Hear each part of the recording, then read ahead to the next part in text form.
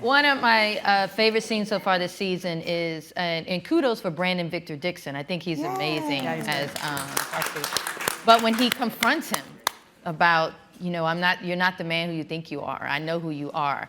Are we going to see more confrontations like that? Well, I really wanted to address a lot of issues about Black masculinity. I'm always interested in really addressing political issues in race.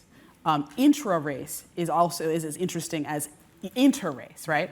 So I really wanted this idea of this character, and there's a rule on power, which is if you have a scene with two characters where they're in conflict, both characters are always right.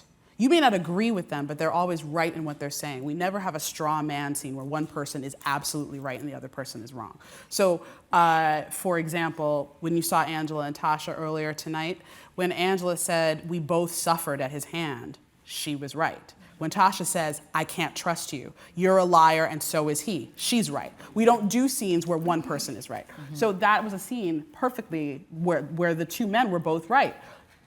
Terry says, "You're a criminal. You did it the easy way, the cheap way." And who you really are is this orange jumpsuit, which has some truth to it. Yeah.